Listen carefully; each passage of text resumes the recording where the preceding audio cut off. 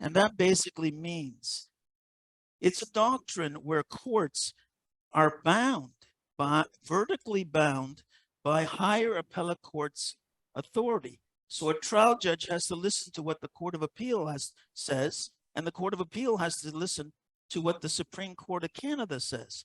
So we're getting this argument that's being received positively so far in a case called Kilian in the Divisional Court, while the court ignores everything the Supreme Court of Canada has to say. And it's not restricted to the Divisional Court. We've had similar experience with the Federal Court, other superior courts, where the courts simply look through the arguments of the lawyer, don't hear the lawyer, look through the jurisprudence, and then when they're writing their decisions, pretend, when you read their decisions, that they weren't pointed to the jurisprudence of the Supreme Court of Canada, and they don't refer to it or distinguish it. They're just ignoring it. Now, this has far-reaching implications for the rule of law. So we're getting this argument that's being received positively so far in a case called Kilian in the Divisional Court. So we're getting this argument that's being received positively so far in a case called Kilian in the Divisional Court.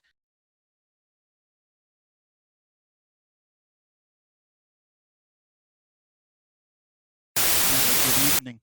My name is Rocco Galati, and sitting with me here today are Leslie Peel, co-founder of an organization called Privacy is Your Right. And she's also a litigant in the Divisional Court with 100+ patients, represented by my firm, Rocco Galati Law Firm Professional Corporation. The Divisional Court hearing will take place this Thursday, March 30th.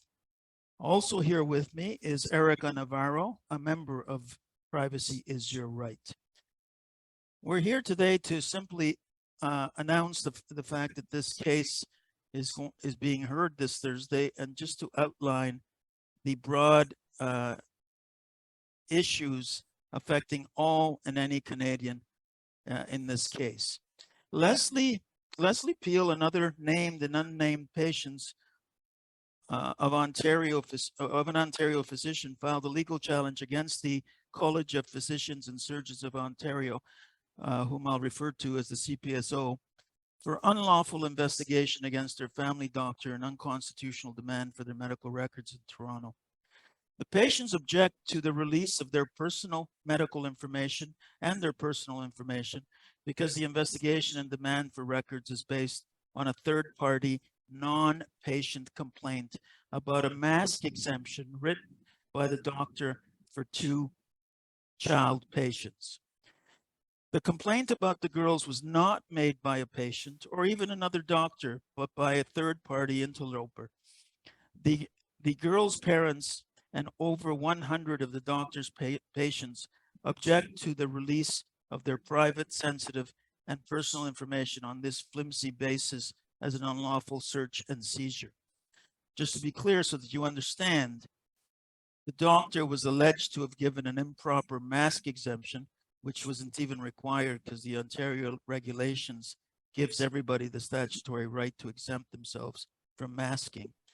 And because of that one isolated incident, the CPSO wants this doctor to empty out her entire patient filing cabinet and give over her entire medical records of all her patients.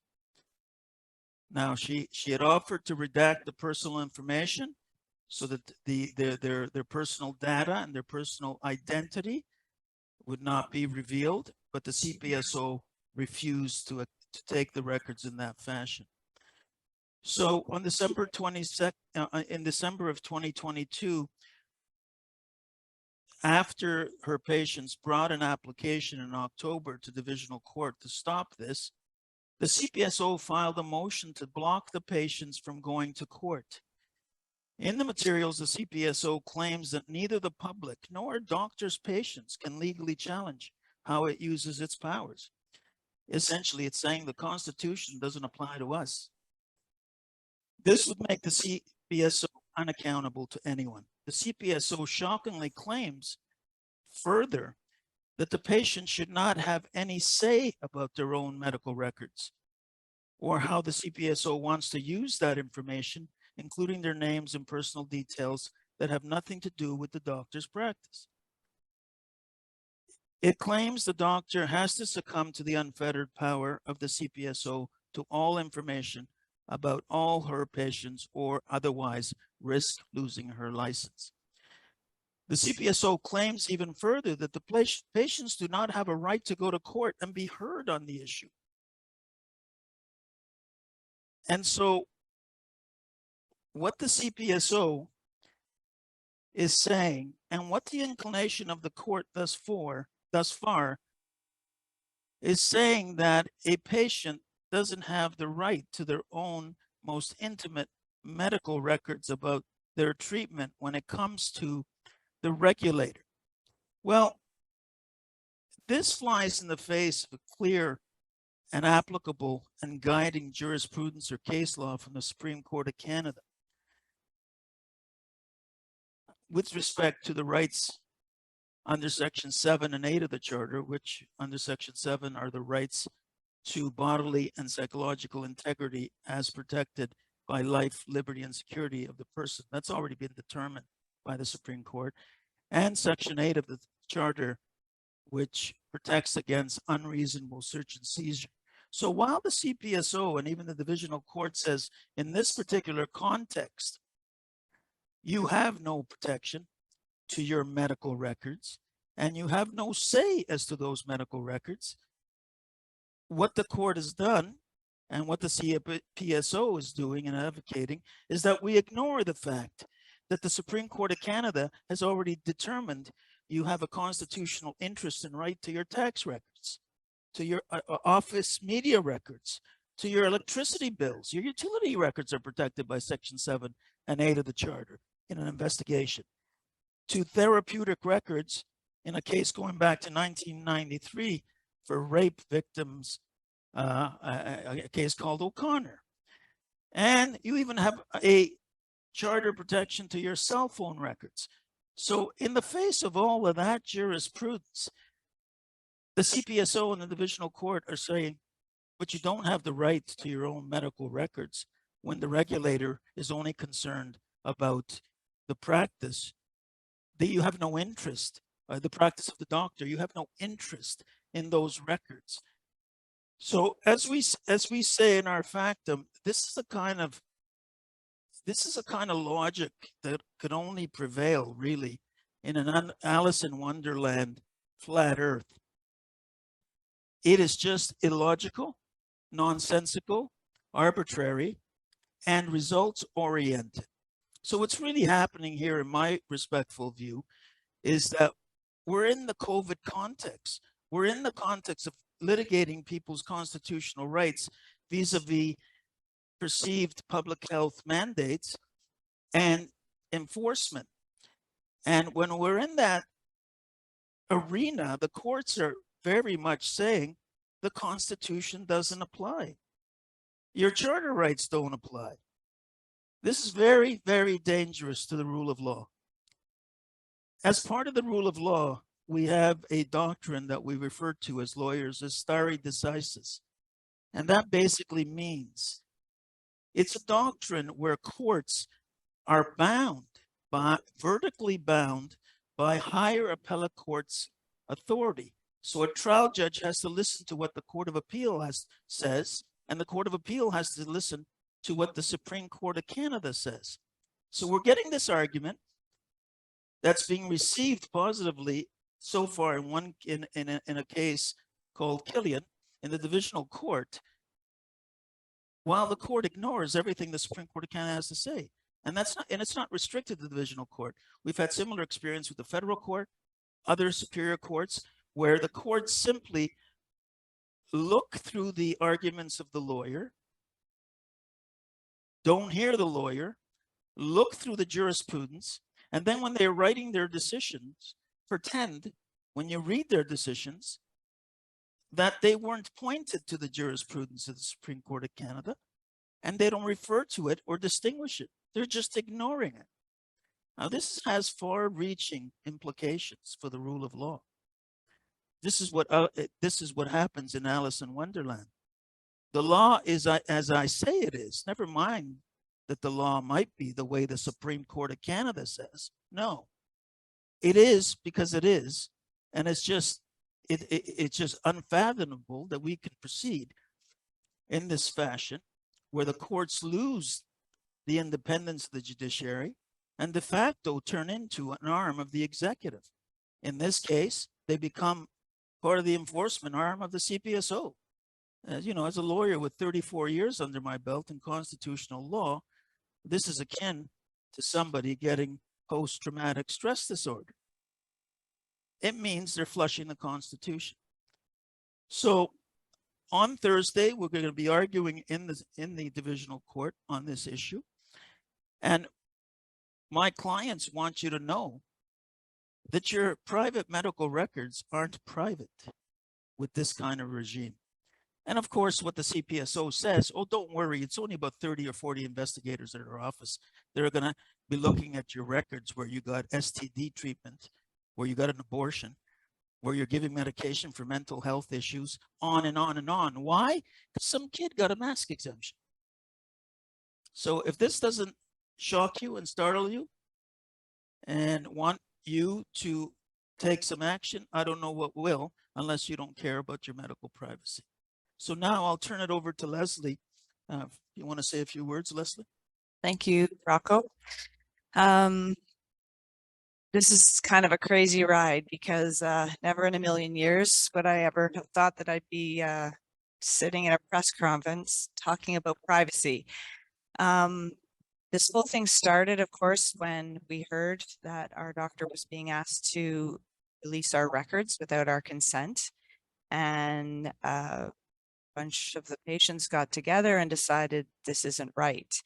And I think that what I want to make sure everyone knows just going into this is that although this is happening in the context of COVID, in terms of our doctors being investigated for giving a mask exemption, this is actually a much, much bigger issue. This has nothing to do with COVID. It could be any investigation where you're not able to give your consent to the release of your private information. And I think our doctor has done an amazing job of standing up, and she understands her oath, her medical oath, which was to protect. And we want to thank her for that. And we've been out talking to people, and people are absolutely shocked when they hear that anything they've told their doctor could actually be given without their consent. So I think most of us are used to going to our doctor, and maybe you have to see a specialist and you fill out a form and you say, I consent to give my medical records. In this case, no one's asked me for my consent to give my records to the CPSO, who is investigating my doctor for giving a mask exemption, which in itself is legal. People were seeking mask exemptions during the pandemic. They had the right to do so.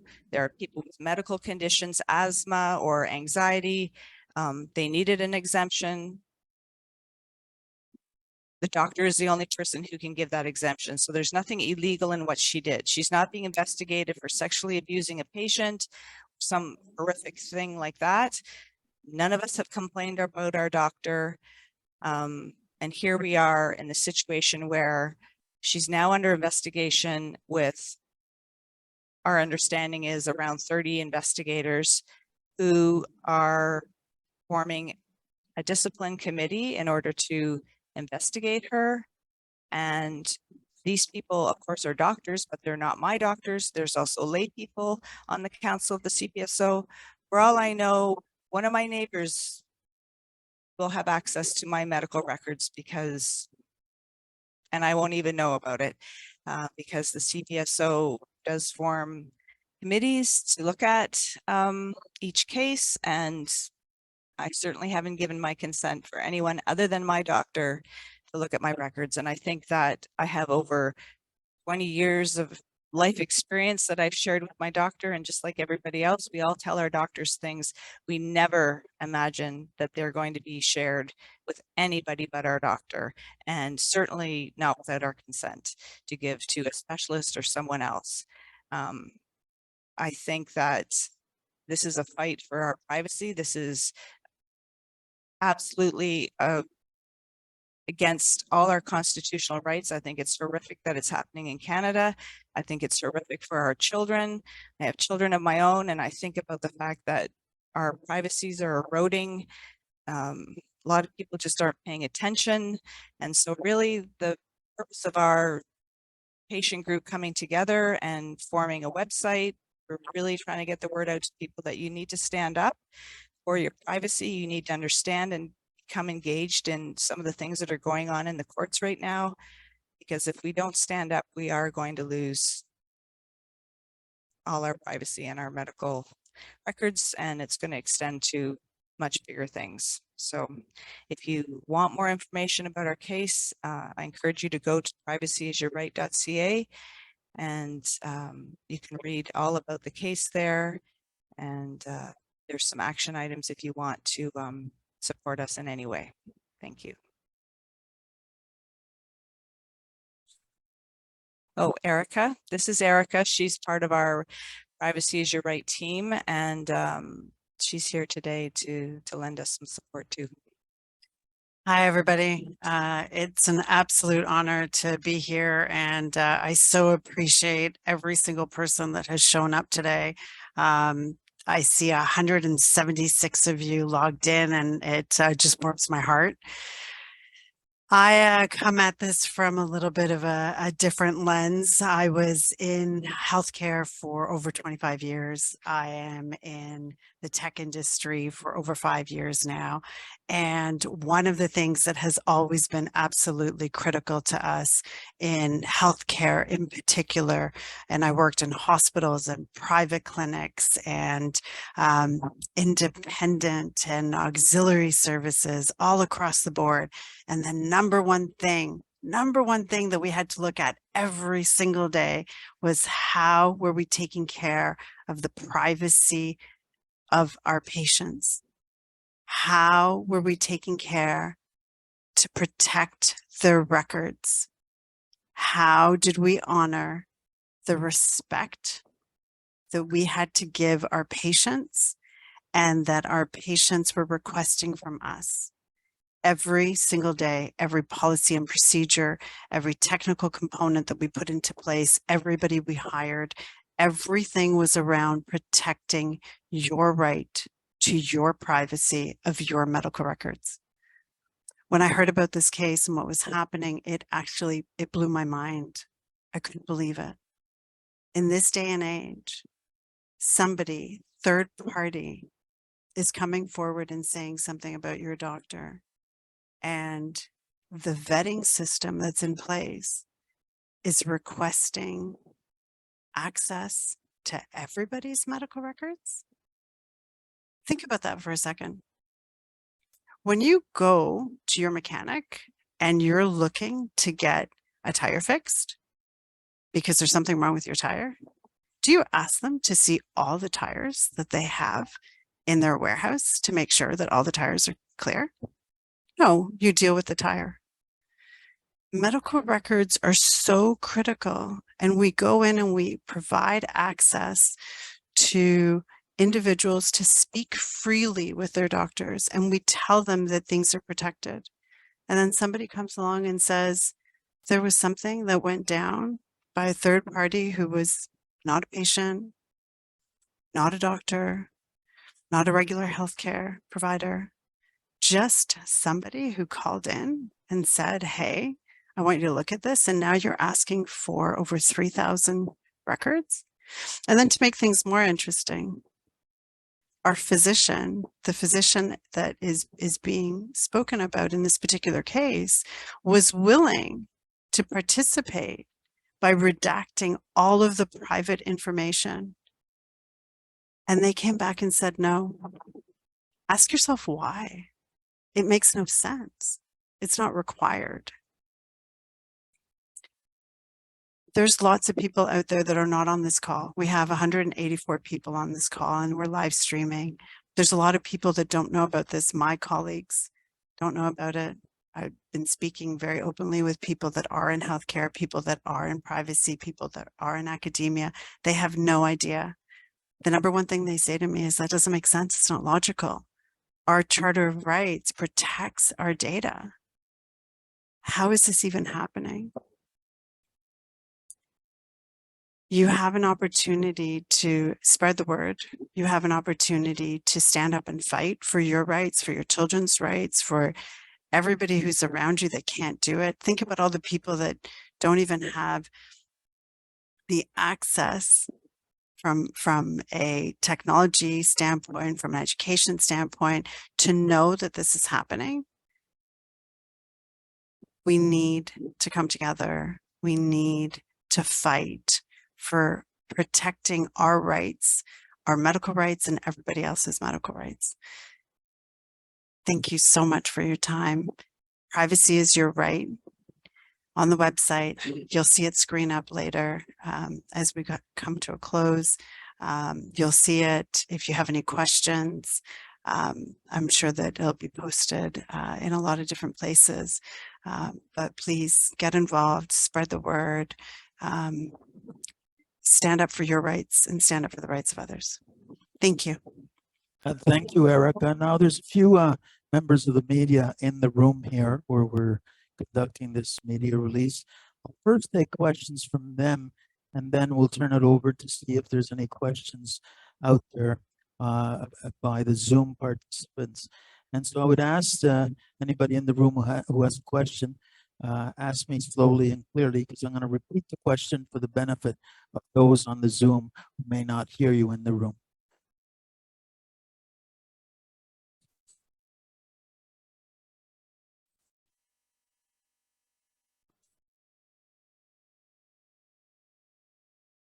I can't possibly, Glenn, repeat all of that. So if you have a question, Glenn says it's a very important topic. I wouldn't have gotten out of bed if it weren't. So go ahead, ask your question.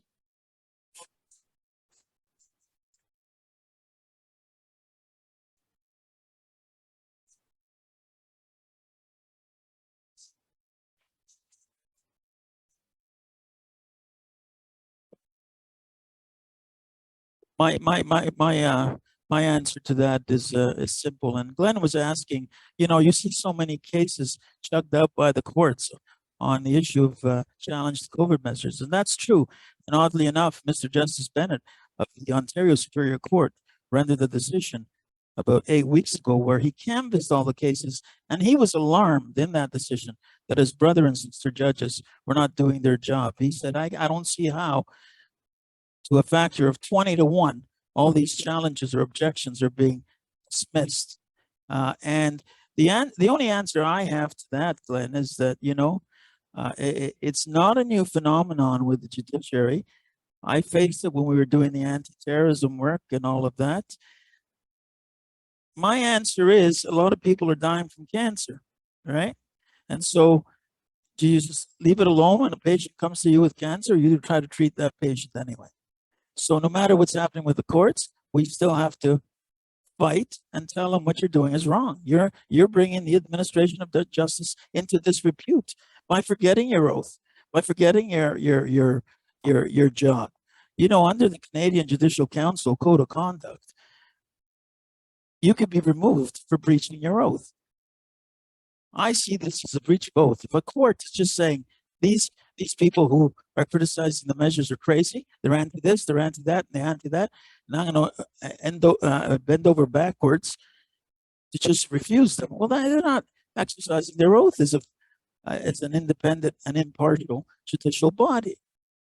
It's not only an embarrassment, it's egregiously a violation of their very oath they swore to uphold as a Superior Court judge. And so the answer to you simply, what do you do? Well, you have to keep fighting. And we're going to go up the appellate courts to the Court of Appeal and the Supreme Court of Canada.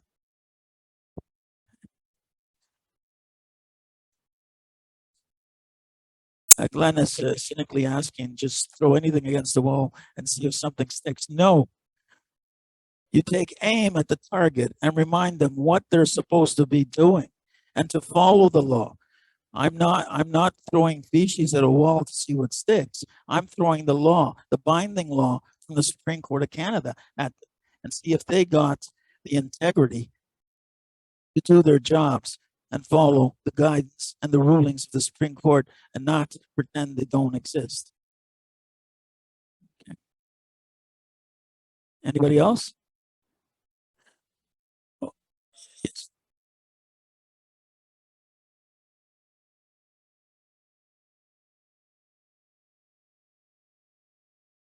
All right. The two kids that got the mask exemptions, and I want to pause before I answer your question.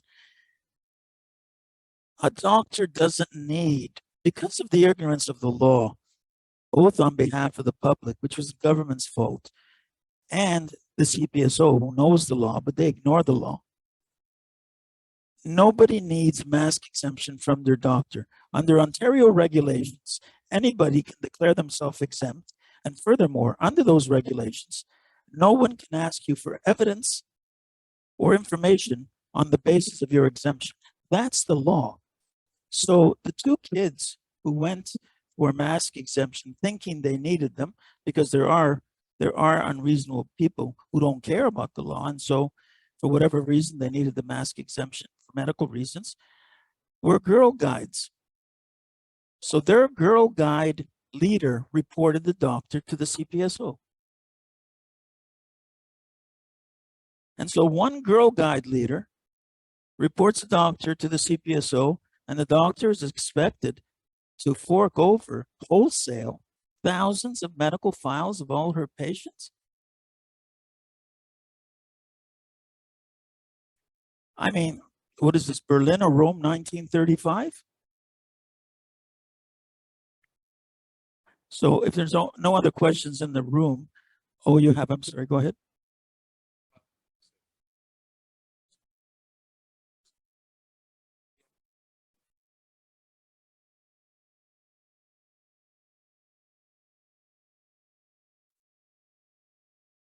The question was in the room, if Thursday, if we get a favorable ruling, how does it apply to the country? I don't answer theoretical questions on what will happen. We'll see what happens Thursday, and then we'll assess what we're doing after that.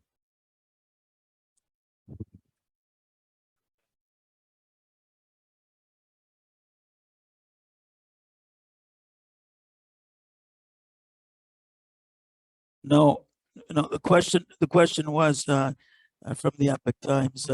I heard that the doctor initially complied by releasing redacted records. Just for the record, I'm not the doctor's lawyer. The doctor is being represented by Mr. Paul Slensky, but my understanding is she offered to give them a redacted records, taking out the personal information and information that would identify the person, such as name, address, and phone number. And they refused. As Erica said, you got to ask yourself, why would they refuse that? Obviously, there's some plan to then go target the patients or to scare them. You know, in China, they have a saying, if you want to scare a monkey, you kill a chicken in front of the monkey. Okay, and so I think they want to intimidate the public and don't ask for anything that we don't say you should have during the pandemic, or your medical records will be in our office circulating. And, you know, the CPSO takes the position that somehow these CPSO investigators are anointed with some sort of, get smart type of secret dome. Who cares if they're investigators? Listen, the private records of hardened criminals are protected under the Charter. And the Criminal Code of Canada is the highest level of public protection we have. It is protecting us from violent, dangerous individuals. And they get more rights than patients who've done nothing wrong, who don't want their records released to a state official without reasonable and probable grounds, and who don't want them released contrary to their clearly defined and accepted and recognized rights by the Supreme Court of Canada. The Supreme Court of Canada has ruled that the medical records held by a doctor do not belong to the doctor. They belong to the patient. sort of logical, you would think. And the Supreme Court of Canada has also said that your choice of medical treatment is guaranteed by Section 7 of the Charter, including refusal of treatment, up to and including if that refusal to be treated would cause your death. So in the face of all that jurisprudence and the other 6 cases I said protect your rights to all sorts of other records, I mean, I can't fathom. I pinch myself when I hear this. No. You don't have a right to your private records, your private medical records in the hands of your doctor, because the only people who are going to see them are the state officials who are investigating the doctor. So what? It's the same with every other protected record. Well, you think I want the investigators to look at my medical file? No. And neither do my clients. Okay. Anybody else in the room? So, Terenzo, maybe we'll go to see if anybody's got questions in what Sounds I good, call Rocco. Zoom land, which is new to me because I'm over 22. Sounds good, Rocco. For those who would like to ask Rocco a question, please make sure that your cameras are on and you do raise your hands virtually. And Rocco, I will not answer any questions that are unrelated to this case. So if you want to ask me about other things, I'm not here for that. Go ahead. Sounds good, Rocco. First person we have up is Geraldine. Geraldine, you should see a little message pop up on your screen to unmute.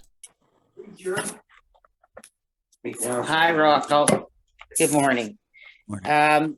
I'm not sure if this is related. It's got to do with the medical part. It's from the Stanford about the program, like the private against our medical.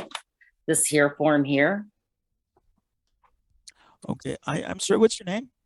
Geraldine Hi, Anderson. Geraldine. I don't mean to be rude or offensive. No. First of all, I can't read that on the screen. Second of all, I'm not gonna get into a discussion or you know, or whatever form you're showing me. I can't possibly respond to that over a Zoom call of this nature. Just trying to tell people about this case. So if you have a question about this case, I'm happy to hear it. Oh, I thought this was going to be like about our medical, to how we protect ourselves against what is happening. Well, I can't. I'm not offering advice on how to do it over this Zoom call. No. Okay. Okay. Thank you. Bye. How do I undo mute?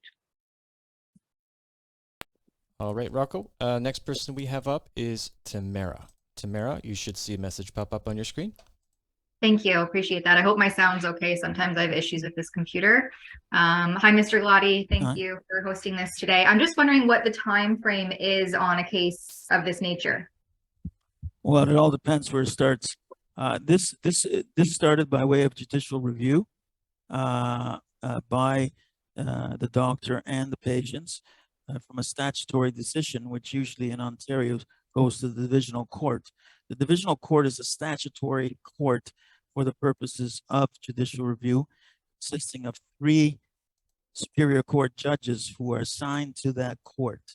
So from here, if either side loses, they can appeal to the Court of Appeal by way of leave. You have to get permission on a question of law to appeal to the Court of Appeal. And then from there, whichever side loses can go to the Supreme Court by way of leave if leave is granted. Typically, from Thursday, the timeline you're looking at is, so if leave is not granted, it dies on the vine. So that takes 2 or 3 months for the Court of Appeal. And then if leave is granted, it'll probably be another 4 or 5 months before it's heard. And then from there, Supreme Court of Canada leave takes 3 or 4 or 5 months. And if leave is granted, you can wait as long as a year sometimes to get fully heard, and then a decision from there. The courts are not known for liking nor imitating Speedy Gonzalez. Just if I could have a quick follow-up question. Sure. Now, I'm sorry, what I wanted to say is that had my clients, if you start at the ground level, not by way of judicial review, but you start a lawsuit for damages or declaratory relief, then it's even longer. Because you have to start in the trial division of the Superior Court, and then from there, the Court of Appeal as of right, and then from there, leave the Supreme Court of Canada. What happens in the meantime? Are those medical records being protected currently, or what goes on while you're kind of in limbo then? Well, yes and no. It's in the material before the court. What the CPSO did without advising us, so we could get a chance to bring a motion to stay, ending the determination of the issue, was one, they started another, what they call Section 75 investigation into beyond masks and into ivermectin. If the doctor had prescribed ivermectin to anybody, how you get from masks to that, I don't know. But second of all, they issued an order to the pharmacies proximate to the doctor's office and confiscated their pharmaceutical records without advising the patients.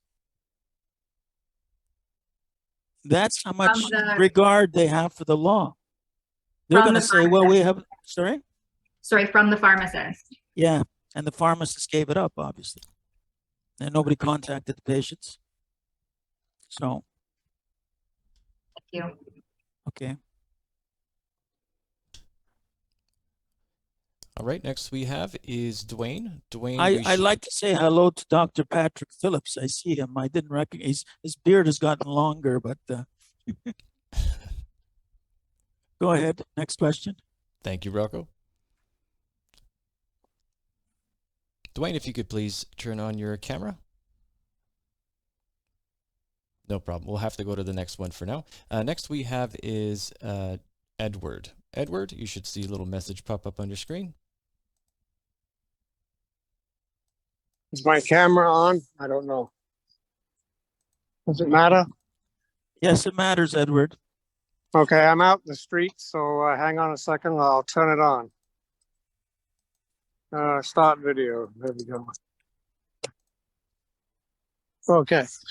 Yeah, I'm a physician in Ontario. I'm under investigation for prescribing ivermectin, and you're quite correct. In that investigation, the initial prescriptions were sent to me of all the patients I had prescribed ivermectin to, and they now wanted, after that, the medical records, which I refused to send them and have still refused,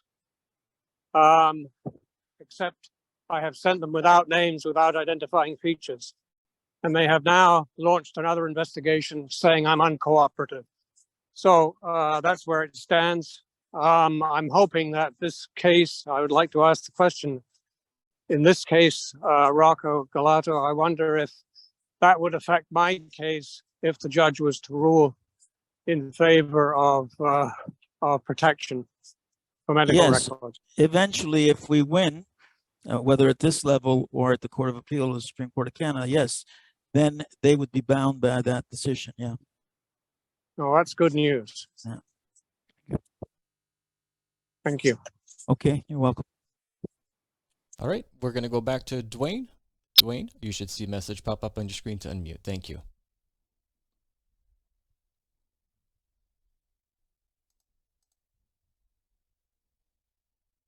If you could please hit the unmute button. There we go. How's that? Are we working now? We're good. Great. Morning, everybody. This question relates to this in how does the eHealth and eHealth agreement relate to implicit or tacit consent to the sharing of medical records?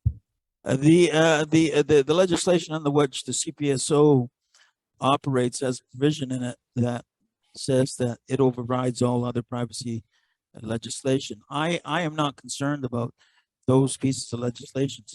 My clients stand on their constitutional rights, which is the highest law of the land. It doesn't matter what the statute says or what the those other pieces of legislation say.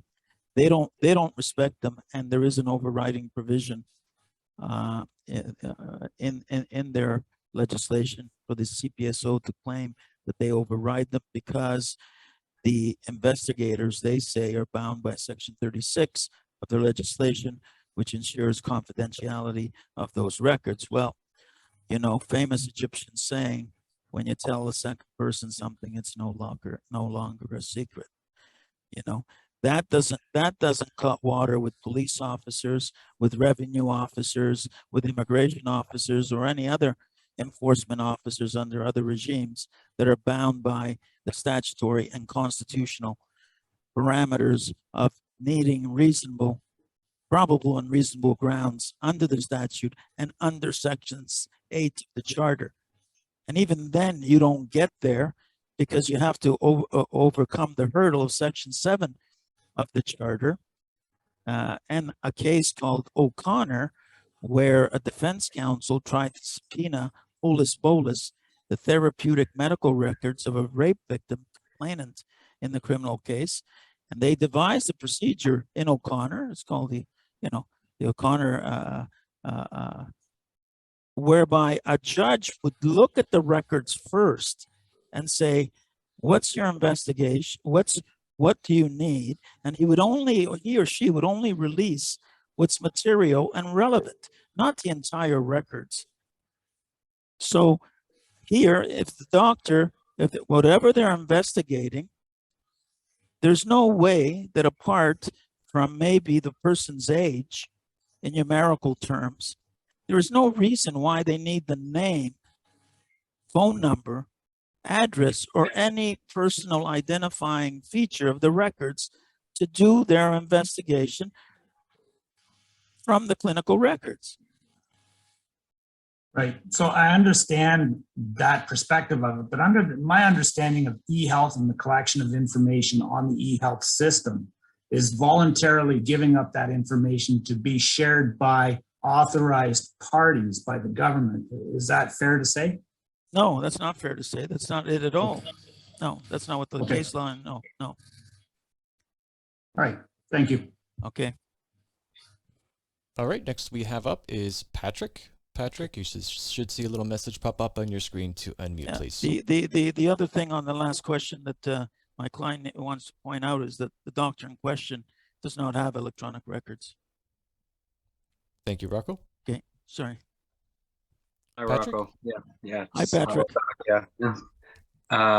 Yeah. So thank you so much for bringing this lawsuit forward. I think you alluded to, you kind of explained the answer that I was gonna of the question I was gonna ask, but maybe with some more detail. Like, I guess the question that I have is, what is the line? And maybe that's in O'Connor. I haven't read that. But so if we have a constitutional right to unreasonable search and seizure of our records, can a patient, if it's ruled in our favor, I guess, can a patient have the right to quash an investigation, say, look, I'm not okay with you seeing my medical records at all? Or does it have to be, or would it be more of a limitation? Like you said, like a judge has to take a look at it and they see if they have a legitimate investigation and then see if the information is related to that investigation. Right. Well, Or can you just have, should a patient have the right to kind of veto their records going to a hostile government agency that they're not okay with it going there? Because their records become public records. If it goes to a tribunal, discipline tribunal, appeal, like it goes to court, and it's public. So, so Patrick, it depends on the context, right? So even in the criminal context, even if it's a search warrant, if a search warrant is executed and everything is searched, what happens if you assert privilege, for instance, in the criminal context under section 487 of the criminal code, everything has to be sealed pending a court determination of whether or not it can be released to the police. And that's in a criminal investigation. So it all depends on the context. And if you have reasonable probable grounds, if there's no whiff of reasonable probable grounds, but then you still have to deal with the charter issues, right? So let's say a person who says, hey, listen, I consulted my doctor over a sex change. I don't care about masks and COVID-19. I don't want my records released to anybody. In that case, or in any other case, you should be able to quash the whole thing outright before the records are released to the investigators, because once they're released to the investigators, they fly around everywhere. This myth and fiction that once the investigators have the records, all 40 of them, that they're going to be held confidential, is fantasy. And even if it is restricted to the 40, that's enough of a privacy concern for who's to say that the investigators don't know the patient. Now, once they know the patient, they'll probably walk away. A bit too late, don't you think? Once they've seen the records, oh, I know this person. Maybe the investigator likes her, maybe she doesn't. And privacy is privacy. Privacy is guarded up to and including constitutional protection, because It's part and parcel of your physical and intellectual integrity, which is what Section 7 protects under life, liberty, and security of the person. It's not an argument. It's multiple decisions from the Supreme Court of Canada that have already ruled on this issue. And now what? We're going to reinvent the square wheel for COVID? Yeah. Thank you. Yeah, that's helpful. All right, Rocco, next person we have up is Jean. Jean, you should see a message pop up on your screen to unmute. I've got it. Can you hear me now? Yes. Yeah. That's great. Rocco, thank you very much for a very, very good summary and introduction to this topic, because I think really you covered it so well, and I just applaud you for doing that. What I would like to do, rather than asking a question, I want to propose a potential solution, a broader solution. So I belong to a group in Woodville, Ontario. It's a freedom group. It's been meeting over our constitutional rights being abridged for 3 years now around COVID. So, and there's 800 people now on our mailing list. So I'll give you an idea of the size of the group. So yesterday I released a position paper. It's called a citizen issue white paper is what I'm calling it. The name of that paper is called Digital Direct Democracy, an Antidote to Digital Communism. So it sounds a little bit hard, but what it is, it's on Amazon Kindle right now as of this morning.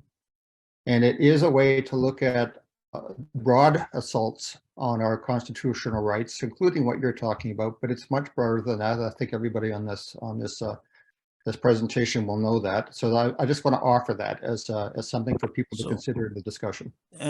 Thank you, Jean, and if you could just put the link on in the chat room, then people who are interested can go to it. All right, thank you very much. Thank you. Bye. Bye. All right, Rocco, next person we have up is Hillary. Hillary, please unmute yourself. Hi, can you hear me? We can hear you. Okay. Question. How does CPSO get around the HIPAA Act? Because anybody in nursing or doctors or whatever is required by law to sign the HIPAA. So how can they get around that? I'm sorry, the what? I wasn't clear. You weren't clear. The what? It's HIPAA, the Health Information Privacy Protection Act. As an employee or as a former nurse, we had to sign all of these saying that we could not access anybody else's files. As I said earlier, Hillary, the legislation purports, and they take it to the wall, if not through the wall, purports to override, in the context of a regulatory investigation of a doctor, the other privacy pieces of legislation. What I want to point out is that normally this is not an issue when you have a patient complaint or a vertical referring doctor complaining, such as a specialist who's referred a patient with the medical file, and the specialist says, oh my God, what's this doctor doing? Because there, in the first instance, there is a waiver of that confidentiality by the patient by complaining. So there's nothing to protect in terms of information. The patient is saying, I was done dirt by my doctor, investigate my doctor. In the instance of the specialist, it's the same thing. The patient is almost implied to consent because they're chasing down, treatment. They're a specialist and something's happened that the specialist is concerned about with the same patient.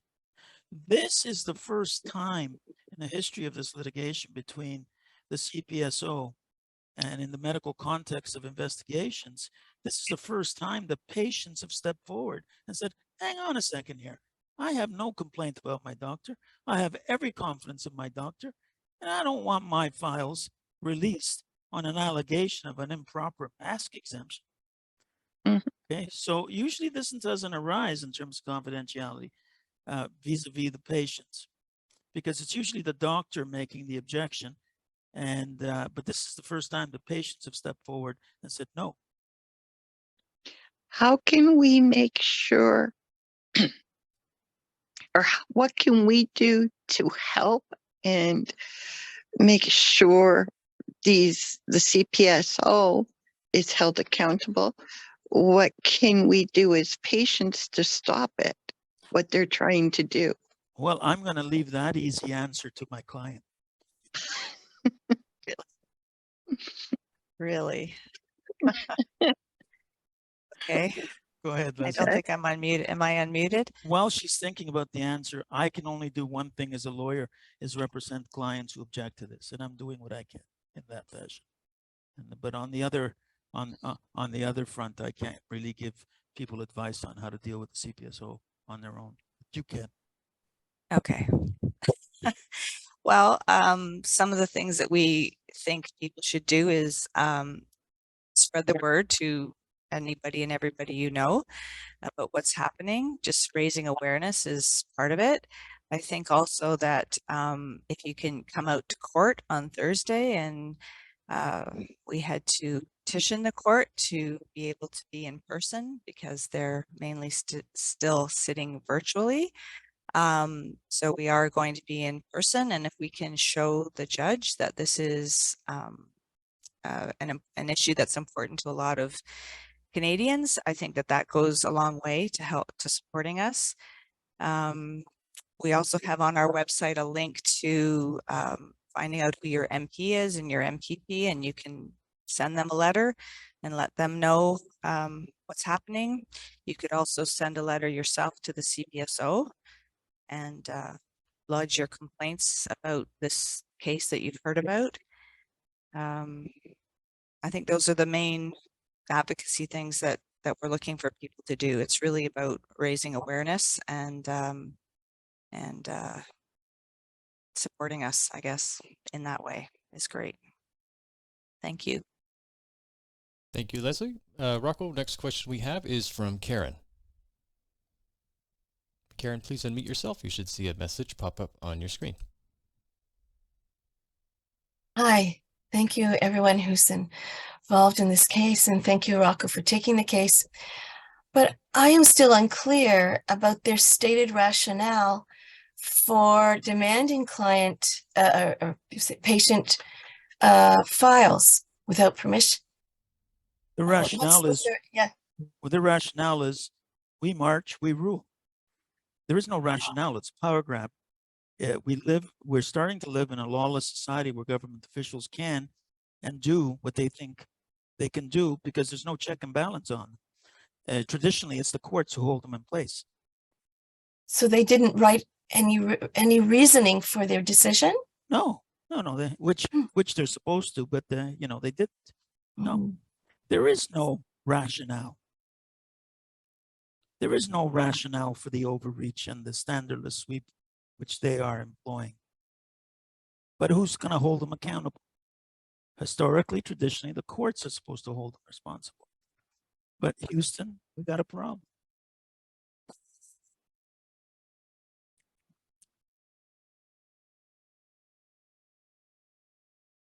Thank you, Rocco. Next person we have up is Jed.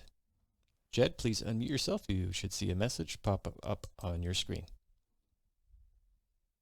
Yeah, I was just wondering, is there going to be implications to the doctors that hand out that information if something comes up later down the pipe? I don't know if that's... Normally there would, and that's why I think this particular doctor has hired a lawyer and said, wait a minute, my patients don't want this. This breaches my Hippocratic oath without their consent. I'll bend to the point where I could accommodate you and accommodate my patients. Because if you did this, for instance, the pharmacist who handed those out, they're exposed to a lawsuit for sure. For sure. The pharmacists who handed out their prescriptions without informing the patients. Yeah. We know in some other countries, right, they're starting to say that if you didn't give your patient informed consent for giving that vaccine, so that's why I'm kind of wondering if the government's just not going to protect them now, right? But informed consent has always been a common law requirement, and it got constitutionalized with Section 7 of the Charter. The problem is not, you know, problem is not in the stars. It's with mortal men and women, right? As Shakespeare said, because the law protects my clients. The human beings who are enforcing the law, the CPSO, don't care about that protection. And the courts are not upholding that constitutional protection. Informed consent is a requirement. If a doctor, for instance, operates on you and doesn't inform you of the possible side effects or consequences, well, they get routinely sued for that. People collect damages. Yeah, informed consent is an old established doctrine and requirement, but it's gone out the window since 2020, March of 2020.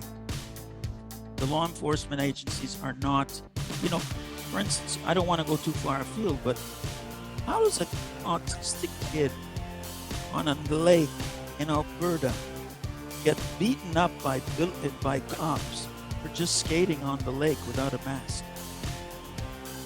You know, who dreamed up that slice of Canada before COVID?